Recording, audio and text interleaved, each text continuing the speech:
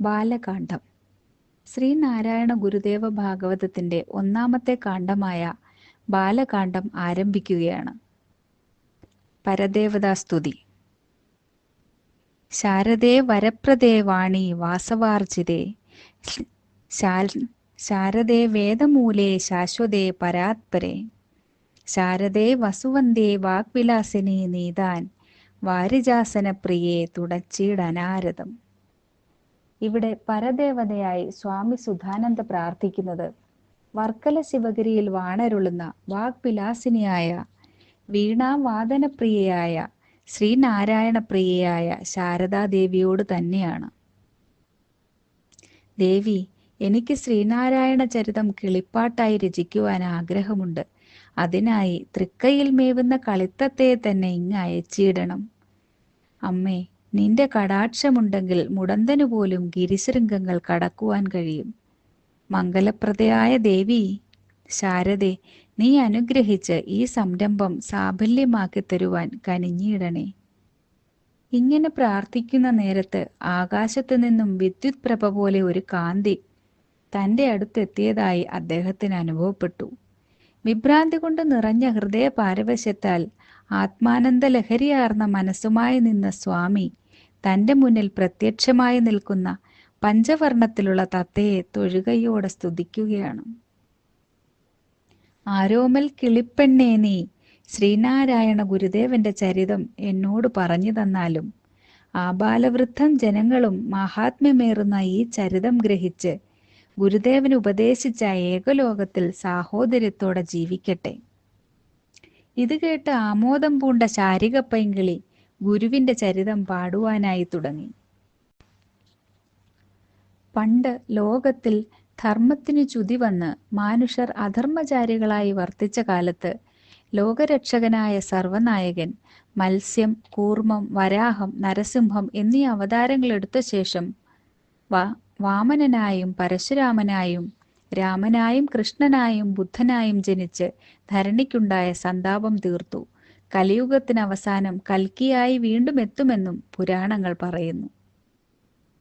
ജാതിയും മതവൈരവും കൊടികുത്തിവാണ കാലത്ത്, സഞ്ചാര സ്വാതന്ത്ര്യവും വിദ്യാസ്വാതന്ത്ര്യവും ഇല്ലാതിരുന്ന കാലത്ത് ആദിനായകനായ മഹാവിഷ്ണു നാരായണനായി തന്നെ ജന്മമെടുക്കുവാൻ തീരുമാനിക്കുന്നു. ചെമ്പഴന്തി ദേശത്ത് മാടനാശാന്റെയും കുട്ടിയമ്മയുടെയും പുത്രനായി പിറക്കുവാൻ ഉറച്ചു ജഗന്നാഥനായ ഭഗവാൻ. ചെമ്പഴന്തി വയൽവാരം ഗൃഹം അങ്ങനെ പുണ്യസ്ഥലമായി. ആ വീടിന് തെക്കുവശത്ത് കൂവളം, മാവ്, അത്തി, കുമ്പിൾ, പാല, ആല്, ഇലഞ്ഞി, ഇലവ് ഇങ്ങനെ വലിയ വൃക്ഷങ്ങളും വള്ളിക്കാഞ്ഞിരം, ഓടൽ, പുല്ലാനി എന്നീ ചെറുചെടികളും നിറഞ്ഞ ഒരു കാവുണ്ടായിരുന്നു. തേടി ചെല്ലുന്നവർക്കൊക്കെ പരമാനന്ദം നൽകുന്ന ഒരു സ്ഥലമായിരുന്നു അത്. സദാ മന്ദമാരുതനാൽ നിറഞ്ഞ അവിടെ ധാരാളം പക്ഷികൾ എപ്പോഴും കളഗാനം മുഴക്കിക്കൊണ്ടിരിക്കും. അതിനു നടുവിലായി ചിത്രകൂടവും സർപ്പസ്ഥാനവും കാണാം. പരദേവതയായ ശാരദാപ്രിയെ, അവിടെ ആ കാവിന് നടുവിൽ ആരാണ് ചിത്രകൂടവും കാവും തീർത്തത്? കളിത്തത്ത മറുപടിയായി തുടർന്നു. കുട്ടിയമ്മയുടെ മാതൃമാതുലനായ കൊച്ചനാശാൻ തികഞ്ഞ ബ്രഹ്മചാരിയായ ഈശ്വരവിശ്വാസിയും വേദാന്ത ശിരോമണിയും മഹാപണ്ഡിതനും സർവശാസ്ത്ര സമ്പന്നനും ആയ ദേവീഭക്തനായിരുന്നു. അദ്ദേഹമാണ് ആ കാവൽ ചിത്രകൂടം സ്ഥാപിച്ചത്. പിന്നീട് തെക്കുഭാഗത്തായി ഭദ്രകാളിയെയും ഗണപതിയെയും പ്രതിഷ്ഠിച്ച് പൂജകളും നടത്തി. മണയ്ക്കൽ ഭഗവതി എന്ന് നാമകരണവും ചെയ്തു. അവിടം ആ നാടിന്റെ ഐശ്വര്യമായി മാറി. അക്കാലത്താണ് കുട്ടിയമ്മയെ ജ്യോതിഷ തിലകമായ സുഗുണനും ആമയഹീനനുമായ മാടനാശാൻ വിവാഹം കഴിക്കുന്നത്. അംബോപദേശം. ഒരു നാൾ കുട്ടിയമ്മയെ മാതാവ് വിളിച്ച് ഒപ്പമിരുത്തി ഭാര്യാധർമ്മത്തെക്കുറിച്ച് ഉപദേശിക്കുകയും ഭർത്തൃമതിയായി നീണാൾ വാഴട്ടെ എന്ന് അനുഗ്രഹിക്കുകയും ചെയ്തു. നിർമ്മലമായ ഭർത്തൃ ശുശ്രൂഷയാണ് യഥാർത്ഥ ഭാര്യാധർമ്മം. മാനസികമായ ഐക്യം ദൃഢമാക്കുന്നതിനാണ് മംഗല്യസൂത്രം ബന്ധിക്കുന്നത്. മരിക്കും വരെ അതിനെ മഹത്തായി കാണുക. പ്രകൃതിയും ഈശ്വരനും പോലെയാണ് വൈവാഹിക ബന്ധം. ധർമ്മത്തിൽ അധിഷ്ഠിതമായിട്ടുള്ള ജീവിതത്തിൽ ദൈവത്തിന്റെ പാതിയാണ് ഭർത്താവ് എന്ന് മനസ്സാ ചിന്തിച്ച് പരദേവതയെ നിത്യം പ്രാർത്ഥിച്ചു വാഴുക. അമ്മയുടെ വാക്കുകൾ ശിരസാ വഹിച്ചാണ് കുട്ടിയമ്മ തൻ്റെ ജീവിതം മാടനാശാനൊപ്പം സന്തോഷത്തോടെ കഴിഞ്ഞത്. മാടനാശാനും ശാന്തചിത്തനായ ദേവീഭക്തനായിരുന്നു. വിദ്യാലയത്തിലെത്തി കുട്ടികളെ അക്ഷരങ്ങളും ഗണിതവും വൈദ്യവും കാവ്യമീമാംസയും ഒക്കെ പഠിപ്പിച്ചിരുന്നു. എങ്കിലും ഒരു പുത്രനില്ലാത്ത സന്താപത്താൽ ചിന്താപരവശരായിരുന്നു മാടനാശാനും കുട്ടിയമ്മയും. ദുഃഖശാന്തിക്ക് പ്രാർത്ഥന തന്നെ ശരണം അവർ തീരുമാനിച്ചു. ബാലകാണ്ഡത്തിലെ ദേവി പ്രാർത്ഥന. പരദേവതേ ദേവി പരമപൂജനീയേ, വരദായനി നീതാൻ ദുരിതം കെടുത്തണം. അറിഞ്ഞും അറിയാതെ തന്നെയും ഞങ്ങൾ ദേവി വരദേ തെറ്റു ചെയ്തിട്ടില്ലൊരിക്കലായിപ്പോലും. വിരവിൽ ഞങ്ങൾ തൻ പരിതാപം കെടുത്തണം. അരിയ പരമേശപുത്രീ നീ തുണയരുൾക. പരമപൂജനീയയായ പരദേവതേ, ഞങ്ങൾ അറിഞ്ഞോ അറിയാതെയോ തെറ്റുകൾ ചെയ്തുവെങ്കിൽ അത് പൊറുത്ത് നീ ഞങ്ങളുടെ ദുരിതത്തിന് ശാന്തി വരുത്തേണം. മാടനാശാനും കുട്ടിയമ്മയും മണക്കൽ ഭഗവതിയുടെ നടയിൽ കൈകൾ കൂപ്പി പ്രാർത്ഥിച്ചു. അപ്പോൾ അവർ ഒരു പ്രഭാപൂരം കോവിലിന്റെ ഉള്ളിലായി ദർശിച്ചു. സന്തോഷ സൂചകമായി അതിനെ സ്വീകരിച്ച് അവർ സ്വഗൃഹത്തിലേക്ക് യാത്രയായി. അതിനുശേഷം അവർ യഥാവിധി വ്രത പൂജാദികളും ദാനധർമാദികളും പ്രാർത്ഥനകളും നടത്തിവന്നു. ഗുരുവിന്റെ അവതാര ആരംഭം. അങ്ങനെയിരിക്കെ കുട്ടിയമ്മയിൽ ഗർഭലക്ഷണങ്ങൾ കണ്ടു തുടങ്ങി. വൈദ്യന്മാരായ മാതുലന്മാർ കുട്ടിയമ്മയ്ക്ക് വേണ്ട ഗർഭരക്ഷ ചെയ്യുകയും പരിചരിക്കുകയും ഉത്തമനായ പുത്രനുണ്ടാകുവാനായി ദേവിയെ പ്രാർത്ഥിക്കുകയും ചെയ്തു വന്നു. ദിനം കഴിയുന്തോറും കുട്ടിയമ്മയുടെ കാന്തി വർദ്ധിച്ചു വന്നു. ഒരു ദിവസം രാത്രിയിൽ തൻ്റെ ഉദരത്തിൽ കാന്തി ചിന്തുന്ന ഒരു തേജസ് കുടികൊള്ളുന്നതായി കുട്ടിയമ്മയ്ക്ക് സ്വപ്നദർശനമുണ്ടാകുകയും അതറിഞ്ഞ മാടനാശാൻ അത് ഈശ്വര ചൈതന്യമുള്ള അനുഗ്രഹമായി കണ്ട് മുടങ്ങാതെ പ്രാർത്ഥന നടത്താൻ കുട്ടിയമ്മയോട് ഉപദേശിക്കുകയും ചെയ്തു. ഓണക്കാലം. പൈങ്കിളി സന്തോഷത്തോടെ കഥ തുടരുകയാണ്. അങ്ങനെ ഈ ഭൂതലത്തിലെ ദുരാചാരങ്ങളൊക്കെ മാറ്റി ലോക സമാധാനത്തിനായി സകലത്തിനും ആധാരഭൂതനായ ആദിനാരായണൻ സ്വനാമധേയത്തിൽ തന്നെ അവനിയിൽ അവതരിക്കുകയായി. ചിങ്ങമാസം പിറന്നു.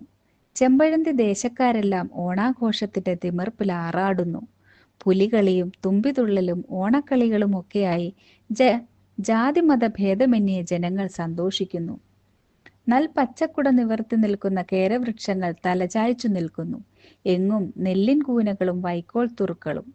പൂഞ്ചേല ചുറ്റിയ പൂമ്പാറ്റകൾ പൂക്കൾ തോറും പൂമണം നുകർന്നു പറക്കുന്നു. മാവേലി മന്നൻ ഇതുകണ്ട് സന്തോഷത്താൽ ആമോദചിത്തനാകുന്നു. ഗുരുവിന്റെ അവതാരം. ഗുരു അവതരിക്കാൻ സമയമായി വരുന്നതിനാൽ മുനിമാരും പ്രകൃതിദേവിയും സന്തോഷത്തിലാണ്.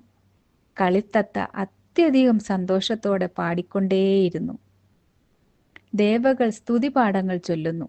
കുട്ടിയമ്മയ്ക്ക് ചെറു ക്ഷീണങ്ങൾ ആരംഭിച്ചുവെങ്കിലും ഔഷധ സേവയിലും ദേവീഭജനത്തിലും അവർ ഭംഗം വരുത്തിയില്ല. ചതയം നാൾ പിറന്നു. ലോകനായകനായ ദിനകരൻ തൻ്റെ ചെങ്കതിർ പ്രഭ ചൊരിഞ്ഞുകൊണ്ട് കിഴക്കുതിച്ചു. പക്ഷിവൃന്ദങ്ങൾ മംഗളം പാടി. മണക്കൽ ക്ഷേത്രത്തിൽ നിന്ന് ശംഖനാദം മുഴങ്ങുന്നു. യാദവേന്ദ്രനായ കൃഷ്ണൻ കാരാഗൃഹത്തിൽ പിറന്നതുപോലെ, ലോക ആരാധ്യനായ ക്രിസ്തുദേവൻ കാലിത്തൊഴുത്തിൽ പിറന്നതുപോലെ ശ്രീനാരായണ ഗുരു ഓലമേഞ്ഞ വയൽവാരം വീട്ടിലെ ആ കുഞ്ഞുമുറിയിൽ പിറന്നു. കുടിലിലാണെങ്കിലും ആ ഗൃഹം അരുണശോഭയാൽ പ്രകാശിച്ചു. ലോകത്തിൻ വിളക്കായി ജ്ഞാനഭാനുവായുള്ള ലോകൈക വന്ദ്യാ ഭവാൻ വിജയിച്ചാലും ചിരം. ബാലകാണ്ഡത്തിലെ ജനന സമയത്തെ ഗ്രഹസ്ഥിതി.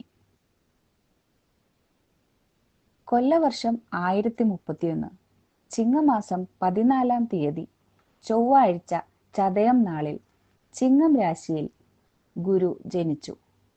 കിളി പറയുകയാണ്. ഗജകേസരി യോഗത്തിനാൽ ആരോഗ്യ ദൃഢഗാത്രനായി, ഗുണവാനായി, സത്പുമാനായി ഇവൻ ഖ്യാതിയേറിടും. കന്നിയിൽ ശുക്രനായതിനാൽ നിപുണയോഗവുമുണ്ട്. അതിനാൽ വിദ്യാവിശ്രുതനാകും, വിശ്വവിഖ്യാതനാകും. ശ്രീകണ്ഠ യോഗമുള്ളതിനാൽ എല്ലാം ശുഭകരമാക്കിടും.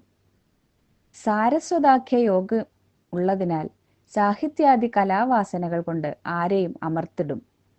കേസരി യോഗവുമുണ്ട്.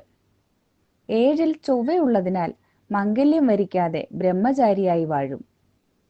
കന്നിരാശിയിൽ കാവ്യക്കാരനായ ഗ്രഹം നിൽക്കുന്നതിനാൽ കാവ്യകൃത്തായി തീരും. ജൂഗത്തിൽ കേതു നിൽക്കുന്നതിനാൽ വിജയം നിശ്ചയം. കുജൻ നീചസ്ഥാനത്തായതിനാൽ ലോകം തന്നെ കുടുംബമായി കണ്ട് ജീവിതം തുടരും. കർത്തരീ യോഗവും ഉഭയചരീ യോഗവും രാജയോഗവും ഉള്ളതിനാൽ പരമസമ്പൂജ്യനായി വരും. കൂടാതെ ആരോഗ്യവും ബുദ്ധിശക്തിയും ആയുസ്സും പഠിപ്പും അംബുജ സമാനമായ മുഖകാന്തിയും ഒത്തുവരും.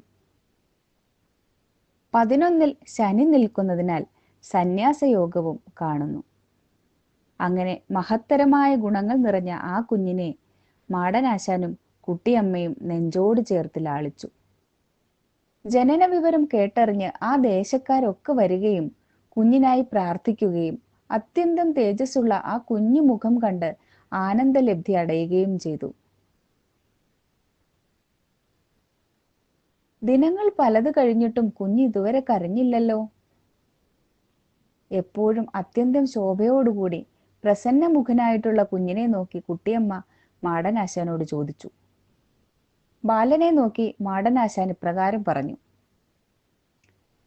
കാരണരൂപനായ ഭഗവാന്റെ അംശം തന്നെയാണ് ഈ കുഞ്ഞ്. പുണ്യവാന്മാരുടെ ജീവിതം പ്രാരാബ്ധ കർമ്മമെല്ലാം ത്യജിച്ചുകൊണ്ടുള്ളതാണ്. ബാലെ, ഖേദിക്കാതെ കുഞ്ഞിനെ നല്ലവണ്ണം പരിപാലിക്കുക. സദാ പുഞ്ചിരി തൂകുന്ന ബാലകന്റെ മുഖം ഇടയ്ക്ക് ചന്ദ്രബിംബത്തിന്റെ ശോഭ കാർമേഘത്താൽ മറയ്ക്കപ്പെടുന്നത് പോലെ വാടിക്കാണുകയുണ്ടായി. ചില നേരങ്ങളിലും ഉറക്കത്തിലും ഭയചകിതനാകുന്നു. ഇത് കണ്ട മാടനാശാൻ ബാലപീഡ മാറാനായി മണക്കൽ ദേവിക്ക് പൂജാദികളും പക്ഷിപീഡ മാറുന്നതിനായി സാക്ഷാൽ പക്ഷിവാഹനനെ പ്രാർത്ഥിക്കുകയും ചെയ്തു. അങ്ങനെ എല്ലാവരും സന്തോഷത്തോടെ കഴിഞ്ഞു പോന്നു. നാമകരണം. അമിതപ്രഭനായ ബാലന് നാമകരണം ചെയ്യുവാനുള്ള സമയമായി. അനന്തശായിയായ ശ്രീപത്മനാഭസ്വാമി കുടികൊള്ളുന്ന പരിപാവനമായ ദേശത്ത് പരിശുദ്ധമായ നാരായണൻ എന്നുള്ള നാമം തന്നെ ഉചിതമെന്ന് ബന്ധുജനങ്ങളും മാടനാശാനും കുട്ടിയമ്മയും തീരുമാനിച്ചു. അങ്ങനെ നാരായണൻ എന്ന് ആ കുഞ്ഞിന് നാമകരണം ചെയ്തു. പിന്നെ നാണുവെന്നും നാണനെന്നും ജനം വിളിച്ചു. ആരോഗ്യത്തോടെ കോമള ശരീരനായി കുഞ്ഞു നാണു വളർന്നു. തത്ത സന്തോഷത്തോടെ കഥ തുടരുകയാണ്. 6-ാം മാസത്തിൽ പായസം കൊണ്ട് അന്നപ്രാശവും നടത്തി. കുഞ്ഞിന് പാൽപ്പല്ലുകൾ മുളച്ചു, കമിഴ്ന്നു വീണു, നീന്തി തുടങ്ങി, ചെറു ചെറു കൊഞ്ചലുകൾ പറയുവാൻ തുടങ്ങി. അങ്ങനെ 1-ാം പിറന്നാൾ വന്നെത്തി. പുലർകാലത്തിൽ തന്നെ നാണുവിനെ കുളിപ്പിച്ച് പുടവയുടുപ്പിച്ച് പരദേവതാ ക്ഷേത്രത്തിൽ പോയി പ്രാർത്ഥനകൾ നടത്തി. പിതൃകർമ്മങ്ങളൊക്കെയും ചെയ്തു. എല്ലാവർക്കും ദാനധർമാദികളും മാടനാശാൻ നടത്തി. വിശേഷം അറിഞ്ഞു വന്നവർക്കെല്ലാം ഭക്ഷണം നൽകി.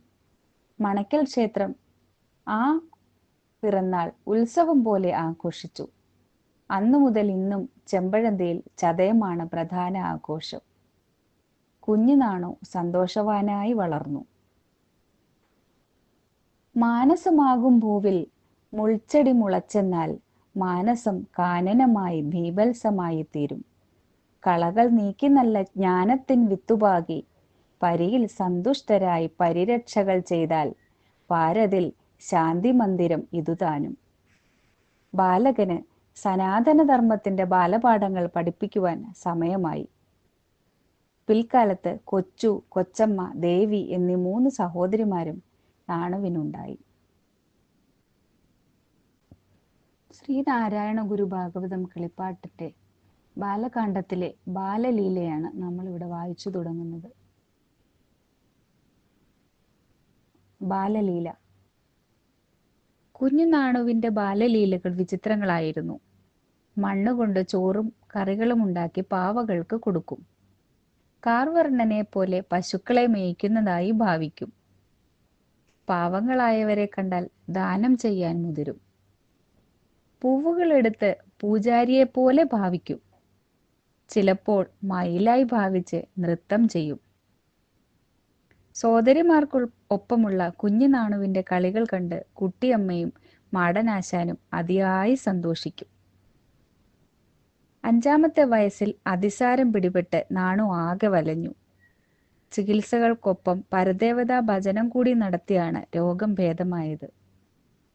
മർത്യനായി പിറന്നാൽ പിന്നെ യോഗിയായ ദേവനും ലോകപീഡകൾ സഹിക്കേണ്ടി വരുമെന്ന് അനുഭവം. ലോകമായ പാഠശാലയിലെ താളിയോലകളെല്ലാം സുഖ ദുഃഖ സമ്മിശ്രമാണ്. കാലചക്രത്തിന്റെ ഭ്രമണത്താൽ അതിലെ ഏടുകൾ സാവധാനം മറിയുന്നു. കുഞ്ഞുനാണുവിന് 5 വയസ്സായി. ചെമ്പകപ്പൂ പോലെയുള്ള ദേഹകാന്തി, വിടർന്ന നെറ്റിത്തടവും പുരികങ്ങളും, വൈദഗ്ധ്യങ്ങൾ നിറഞ്ഞ കണ്ണുകൾ, സദാ മന്ദസ്മിതം തൂകുന്ന മുഖപ്രസാദം. സംസാര ചാതുരി മധുരം തന്നെ. സർവലക്ഷണപ്രിയനായി ബാലസൂര്യനെ വെല്ലുന്നവനായി നാരായണൻ വളർന്നു തുടങ്ങി. കളിത്തത്ത സന്തോഷത്തോടെ പറയുന്നു. സമൂഹത്തിലെ തീണ്ടൽ, തൊടിയിൽ മുതലായ അനാചാരങ്ങളും അയിത്തവും കൊണ്ട് ജനങ്ങൾ വിവശരായിരുന്നു അക്കാലത്ത്. എന്നാൽ നാണു ഇതൊന്നും വകവെച്ചിരുന്നില്ല. ആരെയും കളിയായി പോലും പരിഹസിക്കുവാനോ കള്ളം പറയുവാനോ നാണു അനുവദിച്ചിരുന്നില്ല. ആരെങ്കിലും ദുഷ്ടമായുള്ള വാക്കുകൾ പറഞ്ഞാൽ അവരെ പറഞ്ഞു തിരുത്തുമായിരുന്നു. മുളയിൽ തന്നെ കാണാം വിളവിന്റെ ഗുണം എന്ന് ജനങ്ങൾ നാണുവിനെ നോക്കി പറഞ്ഞു. മാതാവിനൊപ്പം നാണു ദിവസവും ക്ഷേത്ര ദർശനം നടത്തും. സന്ധ്യാവേളയിലെ നാമജപങ്ങൾ മുടക്കാറേയില്ല. ഇങ്ങനെ ഉല്ലസിച്ചു നടന്ന ബാലകന് അക്ഷതമായിട്ടുള്ള ജ്ഞാനം നൽകുവാനായി മാടനാശാനും ബന്ധുക്കളും തീരുമാനിക്കുന്നു.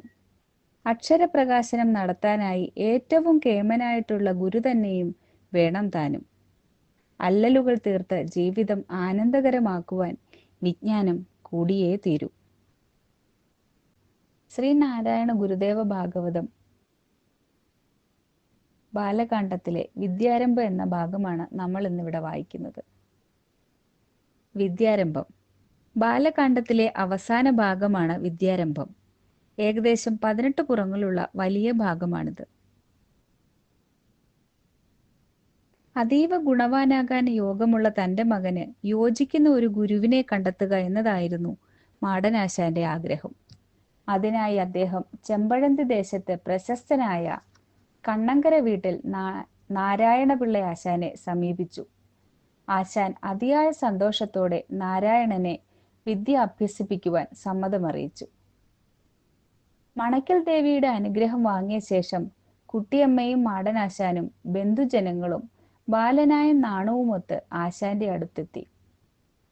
നൂതന വസ്ത്രമണിഞ്ഞ് ഭസ്മവും ചന്ദനവും നെറ്റിയിൽ ചാർത്തി നിൽക്കുന്ന ബാലനാരായണന്റെ നാവിൽ പ്രണവമന്ത്രവും ഹരിശ്രീയും കുറിച്ച നാരായണപിള്ളയാശാൻ വിശുദ്ധനായ ആ ബാലകന്റെ ശിരസിൽ കരം ചേർത്ത് അനുഗ്രഹിച്ചു.